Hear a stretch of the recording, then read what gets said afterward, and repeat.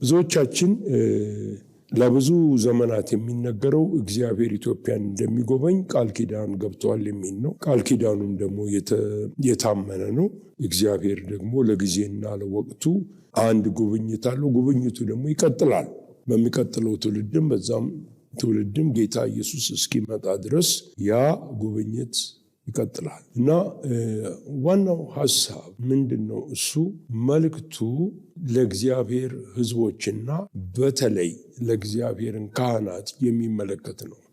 ፓስተሮችን፣ ወንጌላውያንን፣ ሐዋርያትን፣ ነቢያትን የሚመለከት ነው።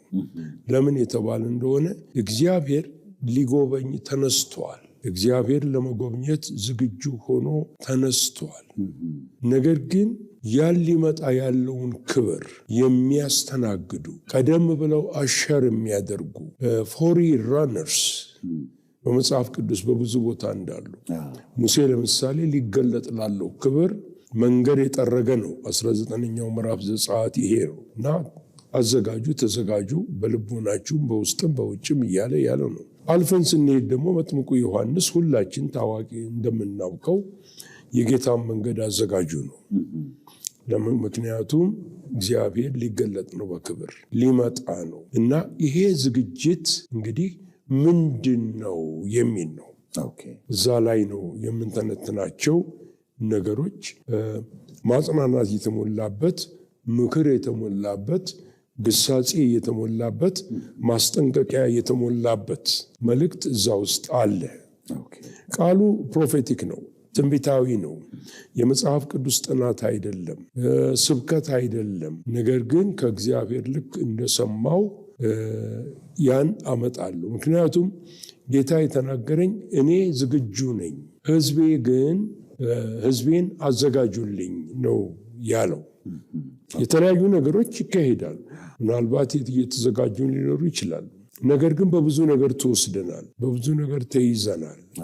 የትምህርታችንም አቅጣጫ መስመሩን ለቆ ሊሆንም ይችላል። አሁን ግን እግዚአብሔር ፎከስ እንድናደርግ የሚፈልገው መጎብኘትን ሊጎበኘን ነው። እግዚአብሔር በክብር ሊመጣ ነው። ይሄ በክብር ሊመጣ ያለውን ጌታ በዚህ መንገድ ሕዝቦች ሆይ ተዘጋጁ፣ መንገድን ጥርጊያውን አዘጋጁ የሚል ነው።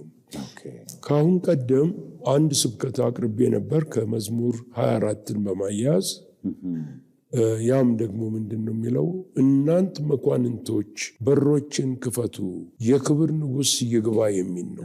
ተመሳሳይነት አለው። ይሄ ግን ብዙ ዝርዝር ሐሳቦች ውስጡ ይዟል እና ብዙ ጊዜ የሚወራው በአካባቢያችን ያለው ነገር ነው የምናስበው። በአካባቢያችን በዚህ ከሰማይ በታች በምድራችን ላይ ከፍተኛ የሆነ የኢኮኖሚ ክራይሲስ አለ፣ ቴንሽን አለ፣ ስለ ኑሮ መክበድ ይህን የመሳሰለ ሀገሪቱ ላይ ትልቅ መከፋፈልና የብሔርተኝነት ችግር አለ። ይሄ ነው በአእምሯችን የሚመጣው። ነገር ግን በዚህ ደግሞ በጣም አስቸጋሪና ከባድ በሆነ ሁኔታ ውስጥ እግዚአብሔር ራሱን ገልጿል። ከእኔ ልምምድ እግዚአብሔር በሰባዎቹ ውስጥ የገለጸው ሁኔታዎች ተመቻችተው አይደለም። የኮሙኒዝም ጊዜ ነው፣ የሶሻሊዝም ጊዜ ነው፣ ሰው በአደባባይ የሚረሸንበት ጊዜ ነው፣ ብዙ እናቶች አባቶች ሳይቀሩ የተረሸኑበት የተገደሉበት ጊዜ ነው። ምድሪቱ ላይ የሞት ጭጋግ የወደቀበት ጊዜ ነበር። እግዚአብሔር ያንን ጊዜ መረጠ። እናንተን ስናይ በዘጠናዎቹ መጀመሪያ ያው የኔ ክርስትና እንደምታውቀው በእንግላንድ ነው። ብዙ ተጠቅመናል። ይህን አጋጣሚ ተጠቅሜ ታንኪዩ ማለት እፈልጋለሁ። እግዚአብሔር ይባርካችሁ። በተለይ የእናንተን ጄኔሬሽን ዩኒክ የሚያደርገው ዋጋ በሚከፈልበት ዘመን ዋጋ ከፍላችሁ ብዙ አገልግላችሁናል። ከኔ ጋራ እግዚአብሔር ምሕረት አድርጎልን የተጠራ ነው። አይናችን ሞር በእግዚአብሔር ቃል የበራው በምክሩ የበራው በእናንተ በሰጣችሁት አገልግሎት ነው። ከዚህ የመጣችሁ ከአሜሪካ የመጣችሁ እንግዲህ ቀላል ዘመን አይደለም። እኔ መጀመሪያ የሐዋርያውን አገልግሎት የተካፈልኩት ፊዚካሊ በፈረንጆች 91 ነው እና እንግዲህ ስንት ማለት ነው አሁን ሜይ ቢ 35 years ማለት ነው 35 ዓመት እየሆነ እና እግዚአብሔር ብዙ ረዳን። በእኛ ጄኔሬሽን ከኛ በኋላ ከኛ በፊትም የነበሩትና ጌታ እናመሰግናለን። በጣም በጨለማ ህይወት ውስጥ ነበር። እግዚአብሔር በእናንተ ላይ ባስቀመጠው ጸጋ በአንተ በቄስ ዶክተር ቶሎሳ በነ ተስፋዬ ዲነግዴ እነ መኮንን ነገራ ማረሳቸው ሰዎች ናቸው እየመጡ ያገለግሉን ነበረ። በኋላ ዳን ስለሺ እነዚህና ክብር ለእግዚአብሔር ይሁን እና ብዙ ፍሬ አፍርታቸዋል። ጌታ የተመሰገነ ይሁን።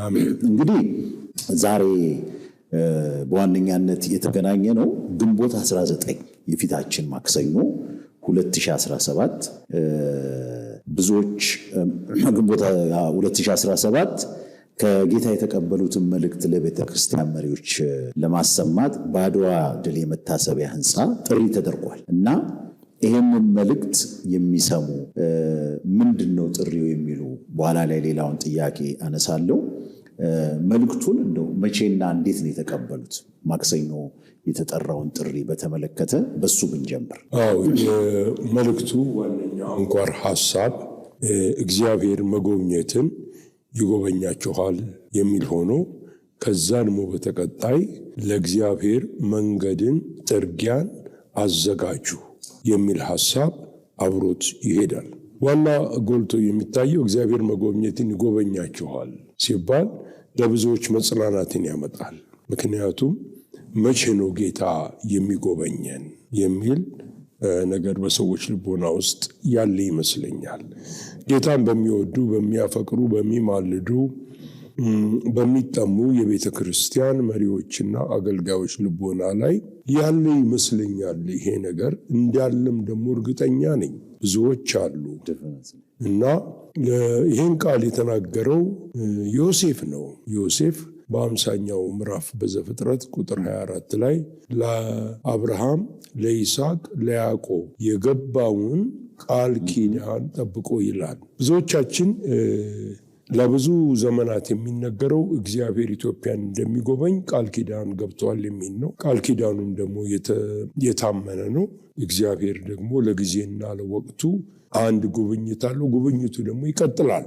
በሚቀጥለው ትውልድም በዛም ትውልድም ጌታ ኢየሱስ እስኪመጣ ድረስ ያ ጉብኝት ይቀጥላል እና ዋናው ሐሳብ ምንድን ነው? እሱ መልእክቱ ለእግዚአብሔር ሕዝቦችና በተለይ ለእግዚአብሔርን ካህናት የሚመለከት ነው።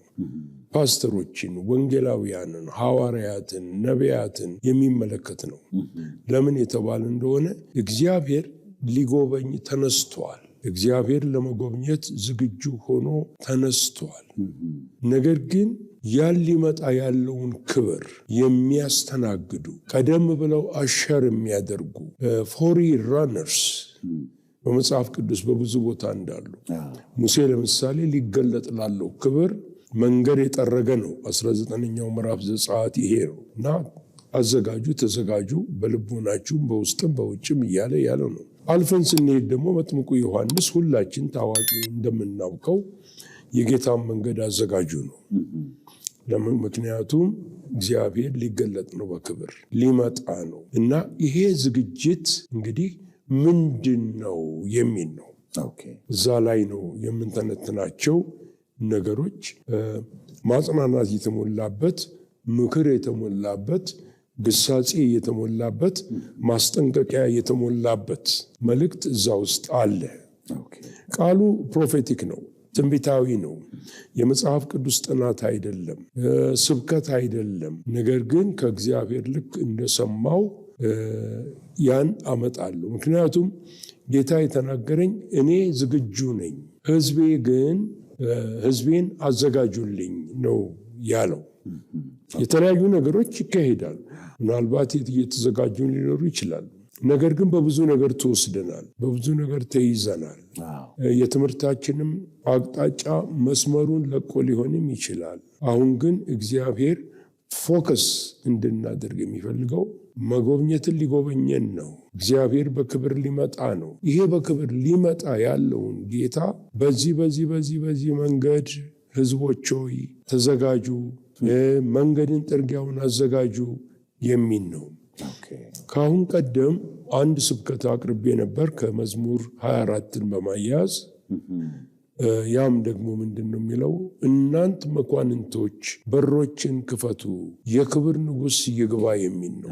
ተመሳሳይነት አለው። ይሄ ግን ብዙ ዝርዝር ሀሳቦች ውስጡ ይይዘዋል እና ብዙ ጊዜ የሚወራው በአካባቢያችን ያለው ነገር ነው የምናስበው። በአካባቢያችን በዚህ ከሰማይ በታች በምድራችን ላይ ከፍተኛ የሆነ የኢኮኖሚ ክራይሲስ አለ፣ ቴንሽን አለ፣ ስለ ኑሮ መክበድ፣ ይህን የመሳሰለ ሀገሪቱ ላይ ትልቅ መከፋፈልና የብሔርተኝነት ችግር አለ። ይሄ ነው በአእምሯችን የሚመጣው ነገር። ግን በዚህ ደግሞ በጣም አስቸጋሪና ከባድ በሆነ ሁኔታ ውስጥ እግዚአብሔር ራሱን ገልጿል። ከእኔ ልምምድ እግዚአብሔር በሰባዎቹ ውስጥ የገለጸው ሁኔታዎች ተመቻችተው አይደለም። የኮሙኒዝም ጊዜ ነው። የሶሻሊዝም ጊዜ ነው። ሰው በአደባባይ የሚረሸንበት ጊዜ ነው። ብዙ እናቶች፣ አባቶች ሳይቀሩ የተረሸኑበት፣ የተገደሉበት ጊዜ ነው። ምድሪቱ ላይ የሞት ጭጋግ የወደቀበት ጊዜ ነበር። እግዚአብሔር ያንን ጊዜ መረጠ። አሁንም ደግሞ እግዚአብሔር ይሄን ያለውን ነገር ረስተን የጌታን ጉብኝት እንድናስብ ያስፈልጋል። ይህንን ለዚህ ጥያቄ መጨረሻ ላይ ለመፈልገው እንደሚታወቀው እስራኤላውያን ሁል ጊዜ መንፈሳዊ ነገር እንኳን ቢቀርብላቸው ሊያውቁት የሚፈልጉት አንድ ነገር አለ። ያ ምንድን ነው? የእስራኤል ሁኔታ፣ የፖለቲካው ይዘት፣ ሮማውያን አገሪቷን ለቀው ስለመውጣታቸው ይሄ በጣም ሊሰሙት የሚፈልጉት ቃል ነው። ሊሰሙት የሚፈልጉት ቃል ነበር። ለዚህ ነው በመጨረሻ ላይ ጴጥሮስ ጌታ ከመሄዱ በፊት ጌታ ሆይ ለእስራኤልስ መንግስትን የምትመልሰው መቼ ነው? ይሄ ለእናንተ አልተሰጠም። አብ በራሱ ጊዜ፣ በራሱ ወቅት፣ በራሱ አጀንዳ ያደርገዋል። እናንተ ግን ከጥቂት ቀን በኋላ በእሳትና በመንፈስ ቅዱስ ትጠመቃላችሁ አላቸው። እና የእግዚአብሔር አካሄድ ከኛ አካሄድ የተለየ ነው። ስለዚህ ለእኔ የተሰጠ ምንድን ነው? አሁን ለጊዜው ካለው ጊዜያዊ ነገሮች ላይ ከሚያስጨንቁን ሀገር አቀፍ ነገሮች ላይ የግልም ሊሆን ይችላል አንስተን የጌታን ጉብኝት ለመቀበል ዝግጅት እናድርግ የሚል ነው። ጌታ እግዚአብሔር የተመሰገነ ይሁን። ምናልባት ሁለት ያስኩት ሌላው እንግዲህ ተመሳሳይ ነው፣ ግን ኦልሬዲ ስለ ያስኩት ላንሳው። እንግዲህ ሐዋርያው ዳንኤል ከሚያገለግሉበት የወንጌል ብርሃን ቤተክርስቲያን ውጭ በሀገራዊ ጉዳዮች ላይ በእንዲህ አይነት መንገድ ጥሪ አድርገው የሚያውቁ አይመስለኝም። ይሄ መልእክት ምን ያክል ቢከብድ ነው በእንዲህ አይነት አገር አቀፍ በሆነ መንገድ ኔሽንዋይድ በሆነ መንገድ እንድንሰማ እና ደግሞ ከሌላም ሰዎች እንዲመጡ ታስቧልና እንደው ጨምረው እስቲ ቢነግሩ። እንግዲህ እኔ ከአሁን ቀደም ሲባል ምንድነው እሱ አሁን ይሄ ያለው ትውልድ ባለበት ጊዜ አሁን ደግሞ በሀገራችን ምን ልበለው እንደተለመደው ሁኔታዎችን አስመልክቶ እግዚአብሔር መልእክት ሰጥቶኛል የሚል በሶሻል ሚዲያ ላይ እየወጣ እንመለከታለን። እኔ ያን አይነት መልእክት አላስተላለፍኩም እስካሁን ድረስ። ነገር ግን ወደ ኋላ ሄደን የግርማዊ ቀዳማዊ ኃይለ ሥላሴ ዘመነ መንግስት ጊዜ ገና ለአገልግሎት እንደወጥቼ እንትን በምልበት ጊዜ መልእክት እግዚአብሔር ሰጠኝ። ያኔ ያ የሰጠኝ መልእክት ምን ነበረ? ግልጽ ነበረ። ንጉሱና መኳንንቶቹ ሌላውም ቀርቶ እንኳን ጌታ ስም ጠርቶ በኋላ በደርግ የተገደሉት አቡነ ቴዎፍሎስም ጭምር በአንድ ሁኔታ በአንድ ጊዜ ላይ ይሞታሉ፣ ትልቅ መቅሰፍት የሆነ ነገር ይፈጸማል ሲል እኔም ማገለግለው ከዶክተር ፓስተር አሰፋ አለሙ ጋር ነበር። አሁን ከጌታ ጋር ያለው ወንድማችን ነው። በኋላ ይህን መልእክት ስቀበል አብረን ነበር የምንኖረው። በጅማ ውስጥ እናገለግል ነበር አብረን እና የኔ ሜንቶር ነበር እሱ። ጋሼ አልኩት፣ መልእክት ተቀበልኩ ከጌታ፣ ምን ይሻላል አልኩት። ምን ተቀበልክ አለኝ። ንጉሱም ሚኒስትሮቻቸውም እነዚህም ሁሉ እንደሚያልቁ ጌታ ነገረኝ እና ምን ላርግ አልኩት። እንዴ ምን ታደርጋለህ? ምንም የምታደርገው ነገር የለም። ምን ይመስልሃል አለኝ። እኔ እንጃ። ድሮ ግርማዊነታቸው ሲሄዱ አንድ ሀገር ለመጎብኘት በአንድ አይሮፕላን ሚኒስትሮቻቸውን ሁሉ ይዘው ነው የሚሄዱት እና እኔን የሚመስለኝ አይሮፕላኑ የሚወድቅና የሚከሰከስ ሁሉም በአንድ የሚያልቁ ይመስለኛል ብዬ አልኩ። ያልኩት ይህንን ነው። በኋላ ግን በቀል እንደሚመጣ በግልጽ እግዚአብሔር አንድ የፓስተሮች ህብረት አድርገን አንዳንዶቹ ወደ ጌታ ሄደዋል፣ አንዳንዶቹም በህይወት አሉ። እዛ ላይ ተናገርኩ። ያኔ ግን ይሄንን መናገር በአሁኑ ጊዜ ያለው አይነት ዲሞክራሲ ስለሌለ በቃ ሚስጥር ያዙ፣ አደራ ሚስጥር ያዙ፣ ሰው ለማንም እንዳትናገሩ ይባል ነበረ። እንደዚሁ እያለ በደርግም ጊዜ ደግሞ እግዚአብሔር ይናገር ነበረ። ቀጥሎ የሚሆነውን ነገር በየጊዜው እግዚአብሔር ይናገራል። ስለዚህ እኔ አንድን መልእክት ከጌታ ነው ብዬ ለማስተላለፍ አንደኛ ሙሉ ለሙሉ እርግጠኛ መሆን አለብኝ። በጌታ ፊት ነገ ቆሜ አንገቴን መድፋት አልፈልግም። ሁላችን በክርስቶስ ፍርድ ወንበር ፊት እንቀርባለን እና እዛ ውስጥ የለሁበትም። እኔ ግን ፎከስ የማደርገው መንፈሳዊ ነገር ላይ ነው። ብዙ ጊዜ መንፈሳዊ ነገር ላይ ነው። ለዚህም ይሆናል እግዚአብሔር ይህንን የሰጠኝ። ነገር ግን ስለ ሀገርም ቢሆን መልእክቶች የተቀበልኩበት ጊዜ አለ።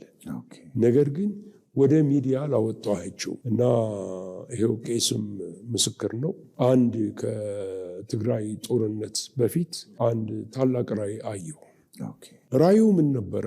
መጀመሪያ ለባለቤቴ ነው የነገርኳት። ቀጠን ያለ ነጭ ልብስ የለበሰ መልአክ ረጅም በኢትዮጵያ ተራሮች ላይ ልክ እንደ ቀልድ ነው የሚዘላቸው ይሄዳል እና በኋላ አንድ ታላቅ ባህር ላይ ይቆማል። ቆሞ ይሄን ነጭ ልብሱን ከፍ ያደርግና ቀኝ እግሩን ወደ ውስጥ ከቶ እስከ መጨረሻ ያናውጠዋል፣ ያማስለዋል። በዚህ ጊዜ ይህ ነው የማይባል ሬሳ ወደ ላይ በውሃው ላይ ሰፎ ይወጣል። ጌታን ስጠይቀው እልቂት ይሆናል ዳንኤል፣ በሰሜን እልቂት ይሆናል። ቦታ አጣው፣ የት ልናገረው አልኩ። እኔ ብዙ ሚዲያም ሰው አይደለሁም። በኋላ ትልቅ አክብሮት ስላለኝ ለሱ ለወንድሜም ለአገልግሎታቸውም ሰዎቹን ይመጥናል ብዬ ስላመንኩኝ መልእክቱ ለመናገር ፍቀድልኝ አልኩት። ተናገርኩኝ። አሉ እስካሁንም የያዝኳቸው መልእክቶች አሉ። ከጌታ ምሬት ማግኘት አለብኝ። ለምሳሌ ምንድን ነው መልእክት መቀበል አንድ ነገር ነው። መቼ የት ላስተላልፈው የሚለው ግን ሌላ ደግሞ ነገር ነው እና ያ ሆኖ ነው። ይሁንና ወደዚህ አሁን በምንመጣበት ጊዜ ከአሁን ቀደም እኔ በዚህ በሀገር ጉዳይ እንትን አላልኩም። ነገር ግን በመንፈሳዊም በኩል ቢሆን ጥሪ ሳደርግ ይሄ መጀመሪያ እንግዲህ እግዚአብሔር በየዘመናቱ በየወቅቱ እንደየእድሜያችን እንደየጊዜያችን በራሱ ታይም ቴብል እና በራሱ አጀንዳ የሚያስፈጽመን ነገር አለ አይደለ? አሁን እኔ ላለሁበት እድሜ እግዚአብሔር ወደ አገልጋዮች ነው የሚያሳየኝ። አገልጋዮችን ወደ መምከር፣ ወደ መገሰጽ፣ አገልጋዮችን ወደ መቀባት ደግሞ ብዙም የሚነሱ ስላሉ እነሱን ወደ መቀባት ኢንከሬጅ ወደ ማርገት እንደዚህ አይነት ነው። እንግዲህ ለአሁኑ የእግዚአብሔር አጀንዳ በህይወቴ ይሄ ነው ብዬ እላለሁ። መጽሐፍ ቅዱስም ይደግፈዋል ብዬ ነው የምለው። በጣም ትክክል ነው። ምናልባት ወደ ሌላው ጥያቄ ከማለፌ በፊት እንደው እሳም የምትጨምረው ካለ በግድ ከአፖስትል ጋር ባያያዝም እንደው ሀገር አቀፍ በሆነው ነገር የሰማው ነገር ካለ። እውነት ለመናገር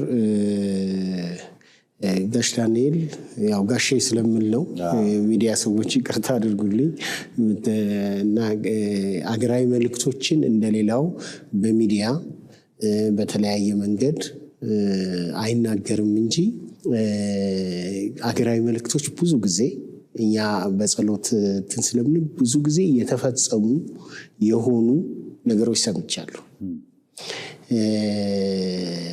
በዚህ በሰሜኑ ጉዳይ በሆነው በተለይ ደግሞ ቤተክርስቲያን ሊኖራት ስለሚገባው ኃላፊነት ቤተክርስቲያን ልታስቆመው የምትችለው እንደሆነ ጭምር በጣም በከበደ ሁኔታ በጋሽ ዳንኤል በኩል መልእክት ሲመጣ አስታውሳለሁ። ከዚህም የተነሳ እዛው ድረስ እንኳን ተንቀሳቅሰን የዛሬ 8 ዓመት አካባቢ ሄደን መልእክቱን ለቤተክርስቲያን መሪዎች ለማድረስም የሞከርንበት ጊዜ አለ በእኛ በጸሎት አገልግሎት።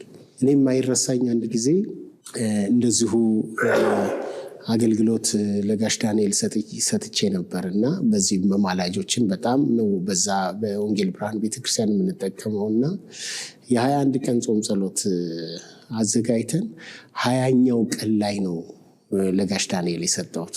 21ኛውን ቀን የምንጨርሰው ወጣ ብለን ቡታጅራ ላይ ነበረ ጾም ጸሎቱን የምንጨርሰው። ወደ 650 ሰዎች ይዘን ተጓጉዘን ቡታጅራ ላይ ነው የጨረስነው የተቦነ የሚባል አካባቢ ላይ እና 20ኛው ቀን ላይ ነበር የሚያገለግለው እና ያው አንተ በማለቴ በሚዲያ ላይ በጣም ይቅርታ ጠይቃለሁኝ። እና ከዛ እዛ ይህን ፕሮግራም ሰጥቼ ነበር እና ከአንድ ሳምንት በፊት ደወለልኝና ሳሚ መልእክት ተቀብያለሁ እና ይህንን መልእክት እንድናገር ትፈቅድልኛለህ የሚል ጥያቄ መጣና በጣም ኦድ ሆነብኝ። አንደኛ ጥቅስ አልሰጠውህም በርስ በክብዬ ወይ ትምህርት አይደለም የሰጠሁት መልእክት ፈልገን ነው። ይሄ ጥያቄ ለእኔ ግራ አጋባኝ ጋሽ ዳንኤል ብያልኩ። አይ ማስፈቀድ እንዳለብኝ አንዱም የምንማረው በሱ ዘመን ካገለገሉ በዚህ የጸጋ ስጦታ ካገለገሉ ብዙ ሰዎች መማር ያለባቸው ይሄን ነው። እኔ ፍቃድ ተጠየቁ ማለት መልእክት ያገኘ ሰው እንደፈለገ በሚናገርበት በዚህ ዘመንና ኧረ ጋሽ ዳንኤል እኛም መልእክት እኮ ፈልገን ነው እንትን ያለውና ደስ ያለህን እግዚአብሔር ውስጥ ያለውን ነገር መናገር ትችላለህ አልኩኝ። ከዛ የዕለት ዕለት ደግሞ ወደ መድረክ ከወጣ በኋላ ሳሙኤልን መልእክት ልናገር ብዬ አስፈቅጃለሁ፣ ፈቅዶልኛል።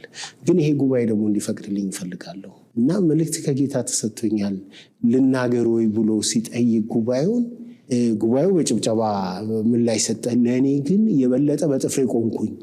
ምን አይነት መልእክት ቢሆን ነው? በቃ ሰስፔንስ ትሆናለህ አይደለም? እና መጽሔት ላይ ጽፌዋለሁ። አሁን መጽሔት ላይ ከነ መልእክቱ ጽፌዋለሁ፣ ምልጃ በምትል መጽሔት ላይ። ይሄ የሆነው 2011 ላይ ነው እና አገራዊ የሆነ መልእክት አስተላለፈ። እስካሁንም ምላሽ ያላገኘ የሀገራዊ ንስሐ መልእክት እና ይሄ የሀገራዊ ንስሐ መልእክት አሁን ከሀገራዊ ንስሐ በኋላ ሊመጣ ስላለው ደግሞ ትልቅ ሪቫይቫል ከሪቫይቫሉ በፊት ስለሚመጣ ቤቱን የማጥራት ጉዳይ አሁን መንገድ ጥረጉ ማለት እኮ ተዘጋጁ ነው። ካልተዘጋጀህ ጠርጎህም መሄድም አውሎ ንፋስ ሊኖር ይችላል እና የዛን ጊዜ ነው እና 5-6 ነገሮች ናቸው እና እኔ ያው ምስክር ነኝ። በሰሜኑ በኩል ስለሚመጣው ነገር እግዚአብሔር በሱ በኩል መልእክት ሲያስተላልፍ አስታውሳለሁ። የሰማሁት ነው፣ ሼርም አድርጎኝ ስለነበረ በጉባኤም ላይ የተነገረ ስለሆነ። ሁለተኛ 2011 ላይ ስለ ሀገራዊ ንስሐ እግዚአብሔር ከቤተክርስቲያን የሚፈልገው ንስሐን ነው፣ መመለስን ነው የሚል መልእክት የዛን ጊዜ ሰምቻለሁ። እስካሁን ድረስ ምላሽ ያላገኘ የእግዚአብሔር ድምፅ ማለት ነው እና በእውነት ሀገራዊ መልእክትን በጋሽ ዳንኤል በኩል እንደሚመጣ እኔም አውቃለሁኝ። ሌላውን ማረሳው ይህን መጨመር እፈልጋለሁ። አንድ ጊዜ ይሄ ደግሞ መቼ ነው መሰለ የሆነው 2006 ዓመተ ምህረት ላይ ነው። ቢሮ ጠራኝና ጥያቄ ነው ቀጥታ የተጠየቅኩት። አንድ ጨለማ አለ ስለሚባል ነገር መልእክት ኢትዮጵያ ውስጥ ጨለማ አለ የሚል መልእክት ከረጅም ጊዜ ጀምሮ አለ። ይሄ ጨለማ አልፏል ወይስ ገና ነው የሚል ጥያቄ ጠየቀኝ። ከዛ አይ ይሄ ጨለማ እኔ አላለፍም ብዬ ነው። ምክንያቱም ወደ 20 ዓመት ይሆነዋል መልእክቱን ስንሰማ። ጥቂት ለማለፍ ግን በጣም ከባድ የሆነ ጨለማ አለ የሚል መልእክት ቀድመን ስንሰማ የነበረ ነው። ያው ጸሎት አካባቢ ላይ ስላለን መልእክቱና እኔ ግን እግዚአብሔር እንዳለው አይነት ጨለማ ውስጥ የገባን አይመስለኝም እና አላለፈም፣ ወደፊት ይመጣል ብዬ ነው የማስበው ብዬ አልኩት።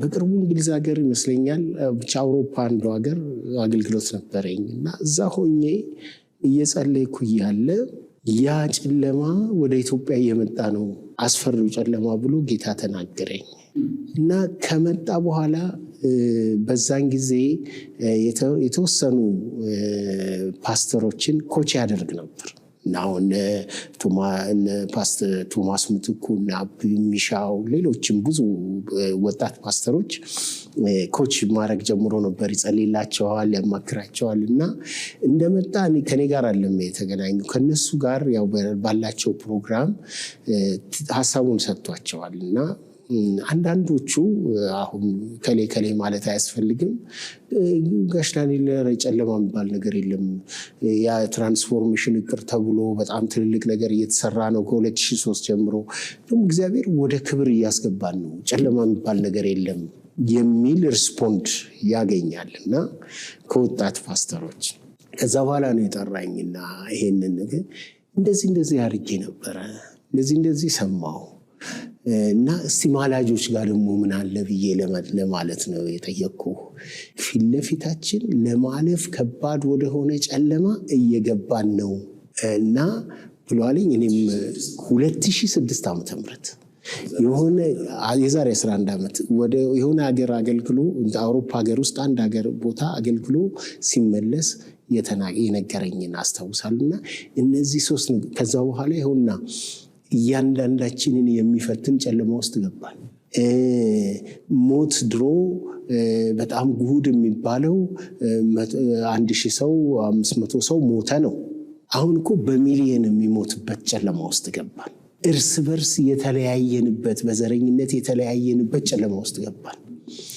ቤተክርስቲያን የተፈተነችበት ጨለማ ውስጥ ገባል እና እኔ ቢያንስ እነዚህን 3 መልእክቶች በሰሜን ኢትዮጵያ ስለሚኖረው እልቂት ወደ ጨለማ እየገባን እንደሆነ በ2006 በ2011 ደግሞ ከኢትዮጵያ ቤተክርስቲያን እግዚአብሔር የሚፈልገው አገራዊ ንስሐ ነው የሚል ቁልፍ የሆኑ መልእክቶች ደግሞ ወዲያው የገባንባቸው መልእክቶች ሰምቻለሁ። ያው ምስክር ነኝ በዚህ። እግዚአብሔር ሲናገር የሚሰማ ልቦና ይስጠን። ደግሞ እግዚአብሔር ይናገር ግሳጼም ቢሆን ለመመለስ ስለሚፈልግ እግዚአብሔር ይመልሳል እና ይሄንን አይነት ድምፅ የማይሰሙ ብዙ ኔሽን ፈርሰዋል። እኔ ሁሌ ስለ ኢትዮጵያ ሳስብ ይሄ ነው የሚገርም። ምንድነው እግዚአብሔር ከዚህ ህዝብ ጋር ያለው የሚመልስ ምክር እየላከ እኛ እንኳን ወደ ጌታ ከመጣን አሁን ብዙ ነገር እየሆነ ግን ስቲል እግዚአብሔር ተስፋ አለው፣ ምሕረት አለው ለሚመለሱ እና ይሄንን ያድርግልን ጌታ። ምናልባት ቄሳሚ ጨምረህ ብትነግረኝ ደስ የሚለኝ አሁን እንግዲህ ቅድም አፖስትል እንዳሉ እኔ ደግሞ ሐዋርያ ነው የምለው ያው በልባችን እንደሞላ ነው። አንዳንድ ሰው ፓስተር ይላል። አሁን እኔ ዶክተርን ፓስተር ማለት አልችልም። ቄስ ዶክተር ቶሎሳ ዶክተር ነው የምለው እና አንዳንዴ ለፐርሰናል አንደርስታንዲንጋችን ሩም መኖር አለበት እና በጣም ፊው ፒፕልስ እንደዚህ ነው የምጠራውና ለእኔም ይቅርታ ይደረግልኝ ተመልካቾች እና ሁልጊዜ እንደሱ ነው የምጠራው ሐዋርያውንና እግዚአብሔር እንግዲህ ይህንን መልእክት አምጥቷል። ይህን መልእክት ስላመጣ የሚተላለፈው ሀገራዊ መልእክት እንደመሆኑ መጠን ከተጋባዦች ውጪ ሌሎች ደግሞ እንዲሰሙ የታቀደ ይመስለኛል እና ስለሱ አንዳንድ ነገር ብትነግረን። በምን አይነት መንገድ እዛ የሚመጡ ሰዎች ይኖራሉ በመቶች የሚቆጠሩ። ይሄን ግን መልእክት መስማት ያለበት በጣም ብዙ። ስለዚህ የሚዲያ ዘመን ነው እና ሰዎች እንዴት ይከታተሉ? ቀኑን ብትነግረን፣ ሰዓቱን ብትነግረን፣ የሚተላለፍባቸው ሚዲያዎች ካሉ እሱን ጨምረ ብትነግረን። በመጀመሪያ ይሄ ዝግጅት ከተጀመረ ጋሽ ዳንኤል ልብ ውስጥ ይሄ ነገር ከብዶ ለኢትዮጵያ ቤተክርስቲያን መሪዎች በጆሮአቸው ማሰማት አለብኝ ብሎ ከጀመረ ከዓመት በላይ ዝግጅት የተቆየበት ነው። ይሄ የተጸለይበት ዝግጅት እየተደረገበት የመጀመሪያዎቹ ተዘጋጆች የወንጌል ብርሃን ቤተክርስቲያን አገልጋዮች ናቸው። እየጸለዩ በሐዋርያው ዳንኤል ውስጥ ያለውን መልእክት እንዴት አድርገን ወደ ሌሎች ጋር ያው እሱ ሼር አድርጓቸው መጀመሪያው ቤተክርስቲያን አገልጋዮች ሼር ተደርገው ስለነበር እንዴት አድርገን እናስተላልፍ የሚለው ነገር እየጸለዩ እየተዘጋጁ ነበር። ፓስተሮች በዋናው ጽሕፈት ቤትም ያሉ እንደገና በዚህ በአዋሪ አጥቢያም በሌሎችም ቦታ ላይ ያሉ እነ ፓስተር ቢንያም እነ ፓስተር ሰለሞን ሆነው እየተዘጋጁ ነበር። ከዛ የመልእክቱን ክብደትና በተለይ ደግሞ ከአንድ አጥቢያ ቤተክርስቲያን ውጪ ያሉ ሰዎች ቢረዱን በአንዳንድ ፕሮግራም ብዙ ሰዎች እንዲሰሙት ስለሆነ የሚፈለገው ተብሎ 3 ፓስተሮች ወደዚህ ነገር ገቡ እና እኔም ጭምር እኔ ፓስተር ዶክተር ተስፋሁን፣ ፓስተር ኤልያስ እንዳለ የገነት ሶሪ ባለቤት እነሱ ሌላም ወንድም አለ ስሙን አሁን ረሳሁት እና ገብተን በኮሚቴ የጸለይን ይህንን መልእክት ለብዙዎች እንዲሰማ ምን እናድርግ።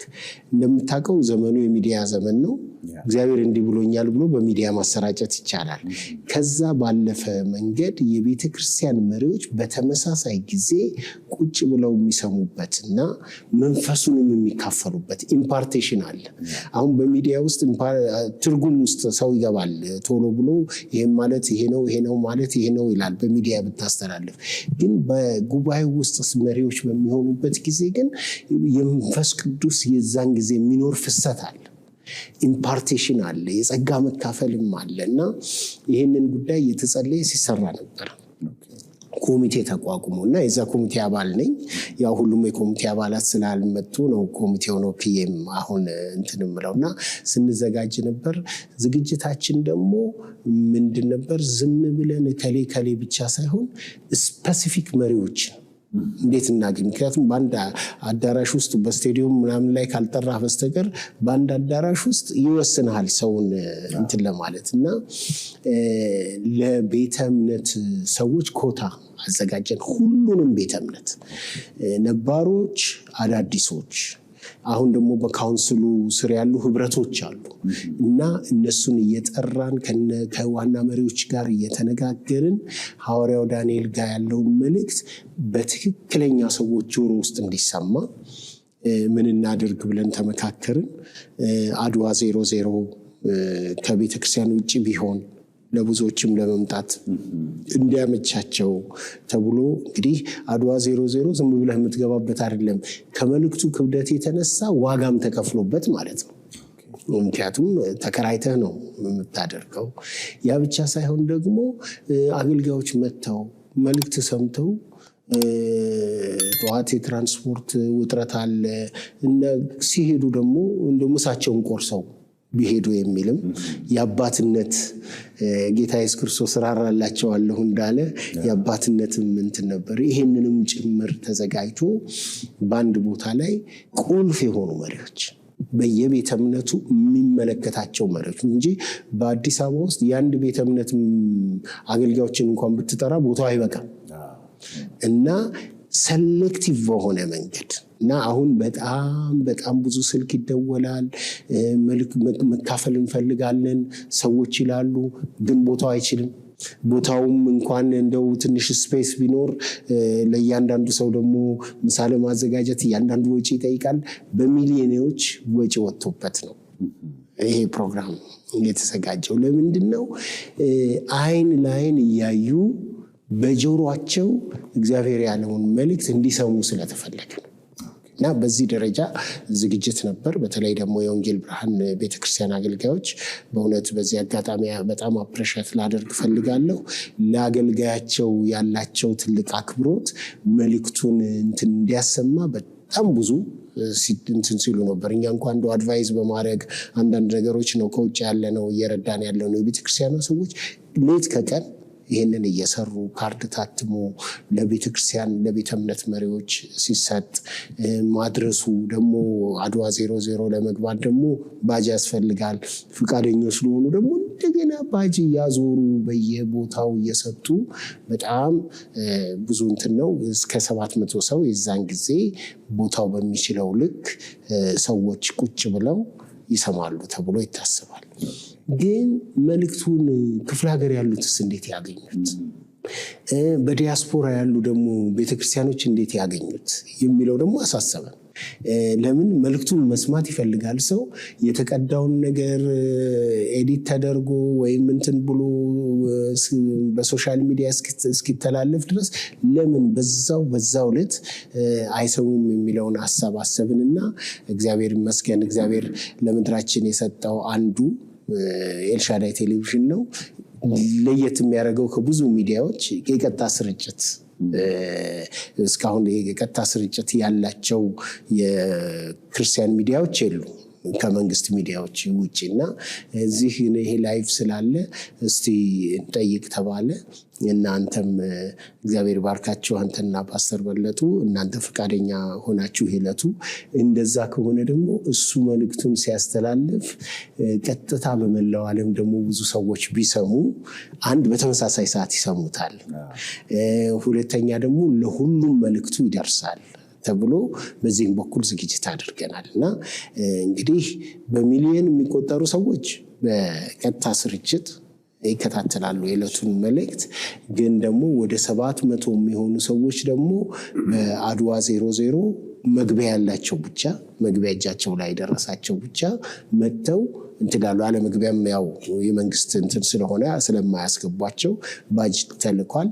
እነሱ ደግሞ ገብተው በዕለቱ ይሰማሉ ተብሎ ይታሰባልና ይሄን ያክል ነው ዝግጅት ያደረግነው። እግዚአብሔር ይመስገን። በጣም ጥሩ ዝግጅት ነው ያደረጋችሁት። ምናልባት እንደ አፖስትል እዚህ ላይ የምትጨምረው ሰዎች እንዲከታተሉ።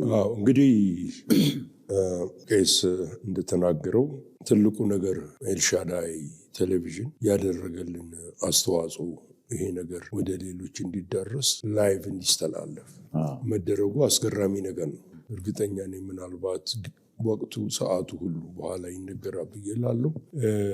እንዲያውም ይህንን ለአንዳንዶች አካፍያይ አሜሪካን ሀገር ምንም እንኳን የሰዓት ልዩነት ቢኖር ከእንቅልፍ ጊዜያችን ቆርሰን ይህን ነገር ላይቭ እንከታተላለን እንጂ አያመልጠንም ብለው ላይቭ ስለሚተላለፍ በጣም ደስ ብሏቸዋል። እንግዲህ በዚህ አኳያ በሚድል ኢስት ያሉ በመላ አፍሪካ ያሉ እንደገና ደግሞ በተለያየ አውሮፓ ውስጥ ያሉ የዚህ በረከት ተካፋይ ይሆናሉ ማለት ነው። በዛ ወቅት በዛ ጊዜ በጣም እንግዲህ ነገ ተነገ ወዲያ እስከ ሰኞ ድረስ እኛም በተቻለ መጠን ማስታወቂያውን እንለቃለን። በተለይ አገልጋዮች የሆናችሁ በጣም አርገን እናበረታታችኋለን። የእግዚአብሔርን መልእክት እንድትሰሙ ቅድም መግቢያ ላይ እንዳልኩት ነው። ላልሰሙት አሰሙ። እንደዚህ አይነት መልእክት አለ። ማክሰኞ ሰዓቱን እናሳውቃችኋለን። በቴሌቪዥን ደግሞ የምትከታተሉ እዚህ ሀገር ውስጥ ያላችሁ ሰዓቱን ስትሰሙ ለሌሎች አገልጋዮች ንገሩ። ያን ቀን ኮሚትመንት እንኳን ቢኖራችሁ እሱን ትታችሁ ማክሰኞ ቀጠሯችሁ በኤልሻዳይ ቴሌቪዥን በሚተላለፈው የቀጥታ ስርጭት እንዲሆን እናበረታታችኋለን። ምክንያቱም እግዚአብሔር የሚናገርበት ጊዜ አለ። ይህንን እንድትሰሙ እግዚአብሔር ስለፈለገ ይህንን አድርጉ። እግዚአብሔር ይመስገን። ሰሜን ያሉ፣ ደቡብ ያሉ፣ ምስራቅ ምዕራብ ያሉ ሁሉ ተካፋዮች ናቸው። ኦንሊ የሚቀረው ምንድነው? እዛ ፊዚካሊ ያለመምጣቱ ነው። የላይቭ ደግሞ ጥሩነቱ ወዲያውኑ ይሰማሉ። ይሄ ትልቅ ነገር ነው ብለን እናስባለን እና እግዚአብሔር የተመሰገነ ይሁን። እንግዲህ መቼስ እያንዳንዱ ፕሮግራም የራሱ ፍሬ ይጠበቅበታል እና እግዚአብሔር ፈቅዶ ማክሰኞ ይሄ ፕሮግራም ይደረጋል። ከዛ በኋላ ከቤተ ክርስቲያን መሪዎች እንደው ምንድነው የሚጠበቀው? እሱም ብናነሳ የሚተላልፈው በሁለት ተከፍሎ ነው። ይሄ የመጀመሪያው ክፍል ነው። ወደ ህዳር ወይ ታህሳስ መጀመሪያው ላይ ደግሞ ሁለተኛው ክፍል ይሆናል። ከዛ በኋላ የሚጠበቀው ነገር ምንድን ነው በምንልበት ጊዜ እንግዲህ አሁን ከሚካፈሉት እንደው እንበል 1/10ኛው እንኳን ወደፊት አብሮ ለመቀጠል ቢፈልግ የጸሎት ጊዜ፣ የኢምፓርቴሽን ጊዜ፣ እንደገና የመመካከር ጊዜ አብሮ ይቀጥላል ማለት ነው። ይቀጥላል እንጂ በዚሁ ዝግጅት ሁሉ ነገር የሚቆም አይደለም። አንድ የሚፈጠር ቲም ነገር ይኖራል ማለት ነው። ይኖራል። ከዚህ ውስጥ የሚወጣ በወንጌል ብርሃን ማለት በጀት የሚካሄድ ዋናው ነገር እኔም ደግሞ ከጌታ የተቀበልኩት ከዚህ ያለፈ ነገር አለ። ኢምፓርቴሽን ያስፈልጋል። ለሌሎች የእግዚአብሔርን ጸጋ ማካፈል፣ በተለይ ወደ ወጣት አገልጋዮች፣ ፓስተሮች፣ ነቢያት፣ ሐዋርያት ወደ ተሰኙት በፈቃደኝነትና በፍቅር ማለት ነው በመግባት ከነሱ ጋር አብሮ በመሆን ወደ በለጠው ነገር ውስጥ መግባት። አለዛ እዚሁ ተዳፍኖ ታሪክ ሆኖ ይቀራል። ይሄ ነው እንግዲህ ሀሳቡ። እግዚአብሔር ይመስገን። አይ ቲንክ ይሄ መቼ ሲጠበቅ የነበረ ሲጸለይበት የነበረ ነው እና እግዚአብሔር መልስ ይዞ የመጣ ይመስላል። ለምን ወጣት አገልጋይ መመከር አለበት። ወጣት አገልጋይ መንገድ የሚያሳየው ያስፈልጋል። ወጣት አገልጋይ እጅ እየጫነ የሚጸልይለት ያስፈልጋል እና በአገልግሎት እንደቆየ እንዲህ አይነት ነገር መሆኑ ጥሩ ይመስለኛል እና እንደው ብትጨምርበት። እውነት ኢትዮጵያ ውስጥ የጸጋ ስጦታ እንደሚሰራ የጸጋ ስጦታዎችና የተለያዩ የመንፈስ ቅዱስ የጸጋ ስጦታዎች ማኒፌስት እንደሚያደርጉ ያለ ልዩነት ሁሉም ቤተ እምነት ይቀበላል። ችግሩ እነዚህ በተለያየ የጸጋ ስጦታ የሚያገለግሉ ሰዎች ከነሱ በፊት በጸጋ ስጦታ ካገለገሉ ሰዎች ምክር አልወሰዱም። እነዚህም ደግሞ እንግዲህ በኢትዮጵያ ውስጥ እኔ ሳውቅ 72 ላይ ነው ጌታን የተቀበልኩት። ከዛ በፊት እንደዚህ አይነት በፈውስ በተለያየ ነገር ያገለግል የነበረ ሰው አልሰማሁም። ምናልባት ሊኖር ይችላል ከዛ በፊት የነበሩ። ምክንያቱም ከዛ በፊት ጅማ ላይ እኔ አሁን በቅርቡ ጅማ ነበርን፣ ያው አብረንም ነበርና ጅማ ሕይወት ብርሃን ቤተክርስቲያን ጋሽ ዳንኤል እዛ እንዳገለገለ አላውቅም ነበር እና እዛ ሄጄ ነው ያወቅኩት። እና ብዙ የእግዚአብሔር ኃይል ግን እኔ በዚህ መንገድ ላይ ያስታውሳለሁኝ። በዚህ ኦሎምፒያ መንገድ ላይ ያው እዛው ሰፈር ስላለን ማለት ነው፣ አጠገቡ ነው ያለ ነው። ትልልቅ ድንቅ ነገሮች ይደረጉበት የነበረ የመጀመሪያ ሰዎች እና ከእንደዚህ አይነት ሰዎች ምክር ስላልወሰዱ፣ ጸጋ ስላልተካፈሉ፣ ተግሳጽም ስላላገኙ ብዙ ሰዎች ብዙ ነገሮች ፈር የለቀቁ ነገሮች አሉ። ዛሬ የጸጋ ስጦታዎች ስለዚህ ቃል መጠቀም በጣም ይቅርታ ጠይቃለሁ፣ ቢዝነሶች እስኪሆኑ ድረስ የተደረሰበት እና ብዙ ሰዎች በጣም የሚያዝኑበት ደረጃ ላይ ያለንበት ጊዜ ነው እና በዚህ ጊዜ የሚያርሙና የሚያስተካክሉ ሰዎች በጸጋ ስጦታው ያለፉ ሰዎች ቢሆኑ ይመረጣል። እና ይሄ በጣም አንድ ጊዜ ምን ሆነ ኢትዮጵያ ውስጥ ምናልባት አንተ እዚህ አልነበርክም 84 ዓመተ ምህረት እና 88 ዓመተ ምህረት በአዲስ አበባ ዩኒቨርሲቲ ከመላው ኢትዮጵያ የቤተክርስቲያን መሪዎች መጥተው ፕሮግራም ተደርጎ ነበር። ያኔ ፓስተር አሳየህ የነበሩ የወንጌላውያን ቤተክርስቲያናት ህብረት ዋና ጸሐፊ እና 2 ጊዜ በአዲስ አበባ ዩኒቨርሲቲ ዶርሞቹ ላይ ፓስተሮች የተኙ ፕሮግራም ተደርጎ ነበር። አስታውሳለሁ በሁለተኛው ጊዜ ላይ ነው፣ በ88 ዓመተ ምህረቱ ላይ ነው። ትራኮች ደግሞ ነበሩ። ጠዋት በአንድነት በአዳራሽ ውስጥ የእግዚአብሔርን ቃል ትካፈላለህ። የአምልኮ ጊዜ አለ፣ የትምህርት ጊዜ አለ። ከሰዓት ከምሳ በኋላ በተለያየ ክፍል የተዘጋጁ ሴሚናሮች ነበሩ። ወደ መረጥከው ነው የምትገባው። ሊደርሺፕ እንፈልጋለን፣ የልጆች አገልግሎት እንፈልጋለን። እንደዚህ ብዙ ትራኮች ነበሩና ጸሎትና መንፈሳዊ ውጊያም አንዱ እንትን ነበርና እዛ ውስጥ ገብተን አንድ ፔፐር ማን እንዳቀረበው መናገር አልፈልግም ቀረበ እና 88 ዓመተ ምህረት ላይ እና አሁን ያሉት ፈውሶች እንደ ድሮ ጀኒዊን አይደሉም። አሁን ጉበት ላይ ጨጓራ ላይ ምናምን ከዛ ወዲህ ብዙ ትርምስ ውስጥ ልንገባ ያኔ እኮ ትርምሱ የለም ግን ነበረ በጸጋ ስጦታ የሚጠቀሙና የሚል ፔፐር በጣም የሚደበድብ ይሄ በጸጋ ስጦታ የተነሱ ሰዎችን የሚያሸማቅቅ ፔፐር ነበር የቀረበውና የተወሰንን ሰዎች ያኔ ጋሽ ዳንኤል አሜሪካ ነው ያለው። የተወሰንን ሰዎች አሁን ባፕቲስት ቤተክርስቲያን አንድ ጌታ ሰው ኃይሌ የሚባል ወንድም ነበር፣ እኔ ነበርኩ። አንድ ማህተመ ወርቅ አልታየ የሚባል ወንድም ነበረ። ፔፐሩ ላይ በጣም ተቃውሞ አስነሳ። ገና የጸጋ ስጦታው ሳያድግ ካሁኑ በፔፐር እየገደላችሁት ነው። ይሄን ነገር መናገር የሚገባቸው ፔፐር ያቀረበውን ሰው ራሱ አንድ ቀን እንኳን በዚህ ጸጋ ስጦታ አልፋ አታውቅም፣ ግን ሶት አናሊሲሱን ምናምን ጽፈህ ግን እንትኖችን ጨጓራና እንትን ብቻ ነው የሚፈወሰው ብለህ የፈውስ ስጦታና የተለያየ ነገር እንዳይነሳሳ እያደረግክ ነው ብለን በጣም በተቃወምን። ያኔ የወንጌላውያን ቤተክርስቲያናት ህብረት ሰብሳቢ ጋሽ ሰለሞን ከበደ ነበሩ። እሳቸው ተጣርተው መጥተው በቃ በዛው እንዲቀር ይሄ ነገር ተደረገ። ምንድነው ያንን ያደረገው?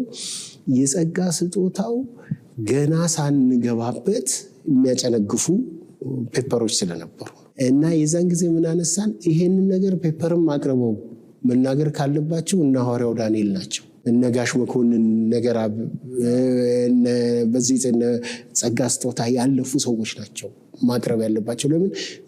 ስሜቱንም ያውቃሉ፣ የጸጋ ስጦታውም እንዴት እንደሚሰራ ያውቃሉ። አንድ ሰው መጽሐፍ አገላብጦ በሚጽፈው ፔፐር አይደለም የጸጋ ስጦታዎች ጀጅ መደረግ ያለባቸው የሚል ጠንካራ ተቃውሞ አድርገን አስታውሳለሁኝ። ያ ፔፐርም ውድቅ ተደርጎ ነገሮች የተደረገበት ጊዜ በእኛ ትራክ ነው። በአጠቃላይ በተሳታፊ የሆነ በጸሎትና መንፈሳዊ ውጊያ ትራክ ላይ ይሄ ነገር የተነሳበትን ጊዜ አስታውሳለሁ። ከዛም በኋላ ግን በዚህ ጉዳይ ላይ መጥተው የመከሩ ለመምከርም እየተዘጋጁ የሉም ነበር። እንደሚታወቀው ውጭ የነበሩ ሰዎች ሲመጡ ውስጥ የነበሩ ሰዎች በር ክፍት አድርገው በጸጋቸው ለመጠቀም አልከፈቱም።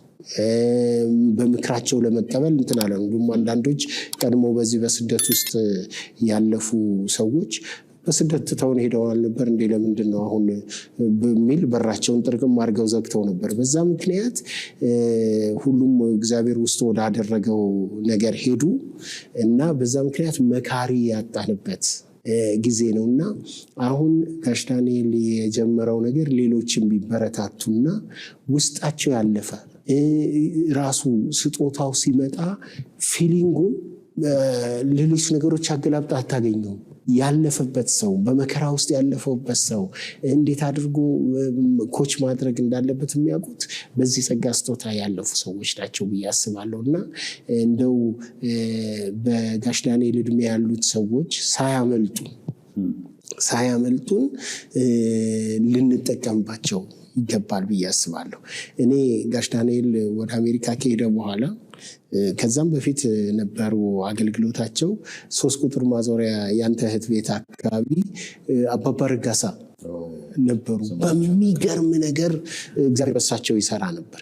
ኢቭን መሐረብ ላይ ጨርቅ ላይ የተጸለየው የላኩ ሰዎች አጋንንት ቤት ድረስ ምናምን ይወጣ ነበር። አባባ ረጋሳ አብራቸው እንዳገለገላቸው አውቃለሁኝ።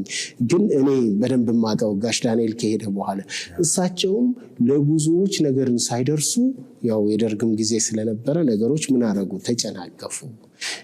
መካኒሳ የነበረው የነጋሽ መኮንን ነገር አገልግሎት ነበር። እሱም ረጅም ርቀት ሳይሄድ እንትን አደረገ እና አሁን ግን እንደው እንደ መጀመሪያ አገልጋዮች መገሰጽም መምከርም ማበረታታትም አንዳንድ ነገሮች ደግሞ ትክክል ያልሆኑ ነገሮችን ወደ ትክክለኛ ቦታ እንዲመለሱ ትልቅ አስተዋጽኦ የሚያደርግ ነገር ነው እና ጋሽ ዳንኤል አሁን ሊያደርግ የሚችለው ሰዎችን ማውጣት፣ ማበረታታት፣ መገሰጽ፣ መስመር ማስያዝ፣ አቅጣጫ ማስያዝ በዚህ በኩል ትልቅ ነገር ይሆናል ብዬ አስባለሁ እና አብያተ ክርስቲያናት፣ ቤተ እምነቶች አሁን በዚህ እድል ቢጠቀሙበት ጥሩ ነው ብዬ ምክር እሰጣለሁ። በጣም ወደ አፖስትል እመጣለሁ። አንድ ነገር ብናነሳ አሁን እንግዲህ በተለይ ያለፉት 10-15 ዓመት አንድ የሆነ ሙቭመንት አለ። ከእግዚአብሔርም ነው ከስጋም ነው አልፎም ከአጋንንት ሊሆን ይችላል። እንዲህ አይነት ነገር መምጣቱ በጣም ጠቃሚ ነው። እነዚህ አሁን በቅርብ ጊዜ እግዚአብሔር ረድቷቸው ቤተክርስቲያን የጀመሩ ይኖራሉ እና አንዳንዴ የኔ የግሌ አስተያየት ነው በወጣቱ ትውልድ ላይ የምታየው ነገር ሄጄ ልጠቀም ሰሚት ላርግ የሚል ብዙ አታይም። ስለዚህ ይሄ ነገር ሲጀመር መጥተው እንዲጠቀሙ ምን ምክር ታስተላልፋል? በተለይ አሁን ቤተክርስቲያን ከፍቶ የሚያገለግሉ ሐዋርያት ሊሆኑ ይችላሉ፣ ነቢያት ሊሆኑ ይችላሉ፣ ሪቨረንድ ሊሆኑ ይችላሉ። እነዚህ ወገኖች ይሄንን ሰምተው ቢመጡ አይጠቀሙም ወይ? እዚህ ላይ ጨመር አድርገህ ብትነግር። ይሄ ነው እንደነዚህ አይነት ሰዎች መጥተው የጸጋ መከፋፈል ይኖራል። ለተግሳጹም ለምክሩ በመጀመሪያ ደረጃ ልብ ኖሯቸው መምጣት መቻል አለባቸው። የሚመጡ አሉ ብዬ አስባለሁ።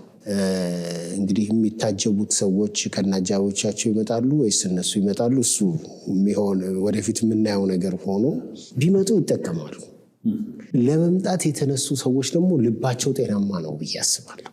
ምንድነው አንዳንዱ ብልሽቶች የመጡት አንዳንድ ሰዎች በውስጣቸው ጸጋ ውስጥ ኑሮ ባሉበት አጥቢያ መቼም ከጌታን ተቀብሎ ቸርች የከፈተ የለም። ሌሎች ቸርቾች ውስጥ ሲያገለግል በዚህ ጸጋ ስጦታ ማገልገል ሲጀምር ቤተክርስቲያን ውስጥ ያንን ጸጋ ስጦታ እንዲያድግ ማበረታታት ስለሌለ አንዳንዱ ወጥቶ ቸርች የከፈተ ሊኖር ይችላል። ይሄ ሰው ኮች ነው መደረግ ያለበት፣ ምክር ነው ሊሰጠው የሚገባው። ሁለተኛ ደግሞ ቸርች ጸጋ ስጦታ ብቻ አይደለችም። ቸርች መሰረታዊ ፋውንዴሽን አላት።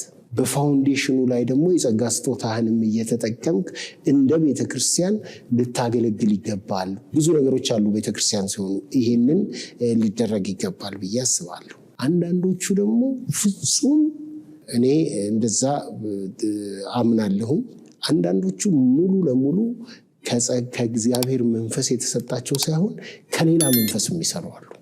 ይሄም ሊለይ የሚችለው ሲመጣ ነው ብዬ አስባለሁ። ሲመጣ ነው እንትን ሲል ነው የበሰለ ነገር ሲኖር ነው።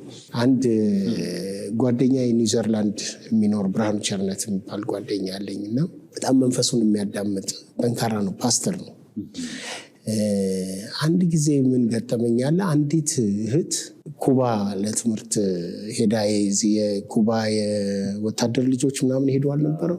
ኩባ ሄዳ ከዛ በኋላ ያው ወደ አውሮፓ በሆነ መንገድ ይገባሉ። አውሮፓ ገብታ በጸጋ ስጦታ በፈውስ ታገለግላለች ተብሎ አውሮፓ በሙሉ ትዞራለች። እና ብዙ ጊዜ ይጨቀጭቁታል። ያው ፓስተሮችን ምዕመናን አይደሉም፣ ከሌን ጥራልን እና ይጨቀጭቁታል። እና ብዙ መንፈሷ አልተነሳም። በኋላ ግን ራሷ ስዊዘርላንድ ሄደች። ስዊዘርላንድ ስትሄድ ምዕመናን ጋብዝልን አሉት እና መጋበዝ ነበረበት። ግን ከመጋበዙ በፊት ቢያንስ መጀመሪያ ማነጋገር አለብኝ ብሎ አሰበና ሊያነጋግራት በዚህ ቅዳሜ ያነጋግሯት እሁድ እንድታገለግል ማለት ነው ቀጠሮ ተያዘ እና ይዘውት ሊመጡ ቀጠሮ ተያዘ። ከዛ በምን ምክንያት እንደሆነ አላውቅም ረሳሁት አለ ሰዓቱ እና ትንሽ ድራይቭ አድርጎ ነው ወደዛ ቦታ መሄድ የነበረበት። ልክ በሰዓቱ ላይ እየጠበቅንህ ነው እኮ ብለው ሲደውሉለት ከዛ ወዲያ ምናልባት ከ40 ደቂቃ በላይ መንዳት ስለነበረበት ይህን ያክል ላስጠብቃቸው አይገባም አለና በቃ ነገ ይዛችኋት ነው እዛው አነጋግሪያት እዛው ታገለግላለች አለ። እሱ ደግሞ ጠዋት ከሰዓት በኋላ ነው፣ ፈረንጆች ቸርች ስለነበር የሚያመልኩት ከሰዓት በኋላ ነው አምልኮ ያለው። ጠዋት ላይ ከእንቅልፉ ሲነሳ ራሴ በጣም በከፍተኛ ራስ ምታት ተይዣለሁ እና 3 ሰዓት ከጸለየ በኋላ ነው ራሱን የለቀቀው እና በጣም ኃይለኛ ውጊያ ነበረ። 3 ሰዓት ተዋግቶ ነገሩ ከለቀቀው በኋላ ከዛ ኋላ ሲዘጋጅ ምን ሲል ቀድሞ ደግሞ ወደ ቸርች መሄድ አልቻለም እና ልክ እዛ ሲደርስ ዘግይቶ ነው የደረሰው። አሁንም ቀድሞ ሊያነጋግራት አልቻለም። ከዛ መድረክ ፕሮግራም መርቶ ምናምን አስተዋውቆ እሷን እንግዲህ እዚህ መታለች ከሌት ታገለግላለች ብሎ ሲል የእግዚአብሔር መንፈስ ከመድረክ እንዳትወርድ ኋላው አቁም አለው። ከዛ ወደ መድረክ ወጣች። እሷ ከጠራት በኋላ መድረክ ከሰጣት በኋላ ከኋላዋ ትንሽ ራቅ ብሎ ቆመ። ሰላምታ ምናምን ካለች በኋላ ጮኻ ወደቀች። አጋንንት ነበረ። ከዛ ላይ የዛን ቀን ፕሮግራም ከእሷ አጋንንት ማውጣት ሆነ ማለት ነው። ከዛ በፊት ግን አውሮፓ እየዞረች በፈውስ በትንቢት በምናምን ታገለግል የነበረች ነች። ዲዘርኒንግ የሆነ ያላቸው በጸጋ ስጦታው የሚያልፉ ለምዕመናን ኃላፊነት ያለባቸው ሰዎች ከሌሉ ብዙ አሸርባሸር የሆነ ነገር እኮ በራሳችን መድረክ ላይ ነው የምንማረው። ስለዚህ እንደዚህ በዚህ ጸጋ ያገለገሉ በሕይወት የተመሰከረላቸው ረጅም ዘመን የዘለቁ ሰዎች ሳናጣቸው በፊት ከነሱ ምክር የምንወስድበት ጊዜ ነው፣ ጸጋ የምንካፈልበት ጊዜ ነው እና እኔ ጋሽ ዳንኤል በዚህ ነገር የጀመረው ምናልባት ሌሎች ይህንን ፈለግ ይከተላሉ። በዚህ በጸጋ ስጦታ ብቻ ሳይሆን በብዙ ነገር የሚያገለግሉ ሰዎች ወደ ምክር ይመጣሉ። በጋሽ ዳንኤል ዕድሜ ያሉ ሰዎች ደግሞ ከዚህ በኋላ ኮች ቢያደርጉ፣ ቢመክሩ፣ ቢጸሉ፣ የጸጋ ማካፈል ቢያደርጉ በምድራችን ላይ ስርዓት ያለው ነገር ይሆናል ብዬ አስባለሁ። እግዚአብሔር በጣም ትክክል። እንደስ አፖስትል እሱ አሁን ቄስ ባነሳው ላይ የምትጨምረው ነገር ካለ? ቅድም ባልከው ላይ ምንድነው እሱ ምንድነው የዚህ ነገር ፍሬው ውጤቱ ለተባለው አንዲት ነገር ብቻ መጨመር የምፈልገው አባቶችንና ተጠቃሚ የሆኑ ወጣት አገልጋዮችን ለማገናኘት ነው። እነዚህ አባቶች ከሩቅ ቆመው ነው የሚመለከቱት። እንዳየሁት ድምፃቸውም አይሰማም፣ ተቃውሞም የለም፣ ድጋፍም የለም። ውስጣቸው ሲያዝንም ያዝናል። ነገር ግን እነሱን አይዟችሁ ነው፣ ለዚህን ደግሞ ገንዘብ ማድረግ ይቻላል ብሎ እነዚህን ሁለቱን ትውልድ ለማገናኘትና ለእግዚአብሔር ቤት ስራ የሚያስፈልገውን ነገር ሰጥተው ያ ትውልድ ደግሞ በብርታት በኃይል የታረመ ዲሲፕሊን የሆነ ሜንቶር የተደረገ ይሆንና በጣም ጠቃሚ ይሆናል። ይሄ ነው ዓላማው። እግዚአብሔር ይመስገን። አይ ቲንክ እግዚአብሔር ተሐድሶን ለማስቀጠል ያመጣው አንድ መንገድ ነው። ምክንያቱም ተሐድሶ ይነሳል፣ በመሃል ይጨናገፋል። እንደነዚህ አይነት ነገሮች ግን ሲመጡ ማትረፊያ ነው የሚሆነው። አምሹር ደግሞ ብዙ የእግዚአብሔር ሕዝብ ጌታን የሚወድ የሚናፍቀው ነገር ነው። ምናልባት ከስንት ዓመት በፊት እንደሆነ አላቅም፣ ኢያሱ አዲሱን ትውልድ ገርዞ ፋሲካን አደረጉ ይላል። የሚገርማችሁ እኔ ሁሌ የሚገርመኝ ነገር አዲሱ ትውልድ ለምን እንዳይገረዝ እግዚአብሔር ዝም እንዳለው። ሰዓቱ ግን ሲደርስ እንዲገርዝ የታዘዘው ካስቀደመው ጄኔሬሽን አስቀድሞ ከነበረው ነው እና ወደዚህ ያለ ነገር እግዚአብሔር እያመጣን ይመስለኛል። ስለዚህ ለመገረዝ ፈቃደኛ መሆን፣ ገራጅ ደግሞ ቅድም እንደተባለው የተገረዘ መሆን አለበት። ባልጩት አያያዝ ማወቅ አለ። ዝም ብሎ የሰው ስጋ አይቆረጥም። እንደዛ ይመስለኛል እና እኔ እግዚአብሔርን አመሰግናለሁ። ይሄ ትውልድ በቃ ተገርዞ የሚወርስ ትውልድ ነው። እግዚአብሔር ዓላማ አለው በላዩ ላይ። የዲያብሎስ የሆነው መንገዱን ይይዛል። የስጋ የሆነው ሰውየው ፈቃደኛ ከሆነ ለመመከር እግዚአብሔር ወደ አዲሱ ነገር ያስገባል ብዬ አስባለሁ እና ጌታን ሪሊ እናመሰግናለን። እግዚአብሔር ስላልተወን ቅድም እንዳልኳችሁ ነው። እኔ እግዚአብሔር በምን አይነት አይን ኢትዮጵያን እንደሚመለከት ይገርመኛል። የተለየን ሰዎች ሆነን አይደለም። እግዚአብሔር ግን ከኢትዮጵያ አልፎ በአፍሪካ ላይ ዓላማ ስላለው ከአፍሪካ ማልፈን ለጥቁር ሕዝብ የሆነ ማንዴት የሰጠን ይመስለኛል። ቢብሊካሊም አንዳንድ ነገሮች ኮንፈርም ያደርጉልናል እና እግዚአብሔር ይርዳን። ከእግዚአብሔር በሆነው መንገድ እንድንጨርስ እግዚአብሔር ይርዳን። እንግዲህ የኔና ያንተ ትውልድ ያው መካከለኛ ነው፣ ያንግም አይደለም፣ ግን የሆነ የራሱ ስራ ደግሞ አለው፣ የራሱ ስራ አለው። ስለዚህ ይህንን እያያያዘ እግዚአብሔር ወደ ፈቃዱ አስገብቶን ይሄ ህዝብ እግዚአብሔር ያየለትን እንዲጨብጥ ሪቫይቫል ቢሆን ከእግዚአብሔር የሆነ ፕሮስፐሪቲ ጥቂቶች ያልሆነ ብዙሃኑ የሚጠቀምበት ፕሮስፐር እግዚአብሔር የተናገረው ሪሶርስ ወጥቶ ትናንትና አንድ አገልጋይ አንድ ቦታ ተገናኝተን የዛሬ 20 ምናምን ዓመት ጌታ የተናገረውን ሲነግረን ድሃ እስከማይኖር ድረስ ብሏል አለ። አይመስልም አይደል?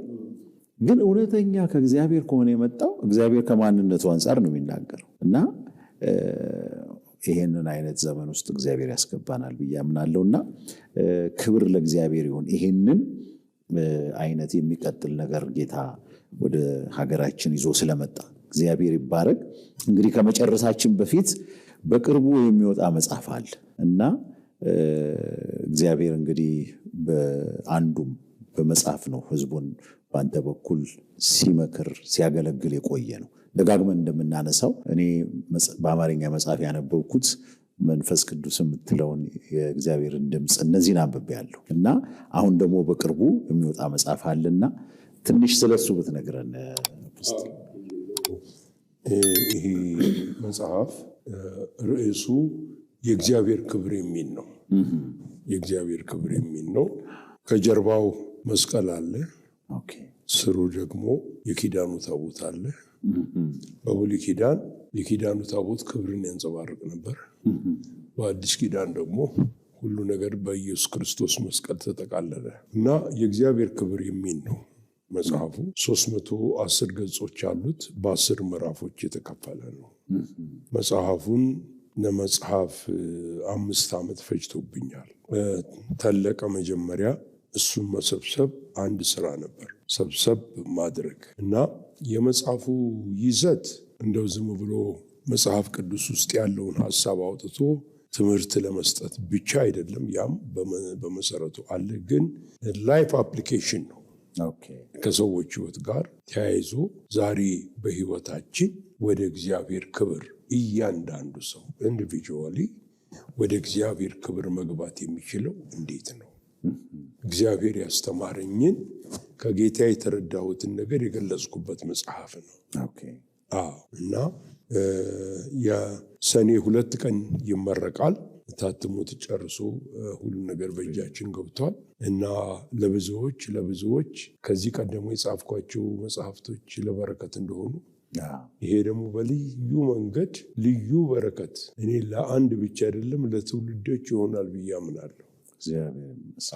ጌታ ይመስገን።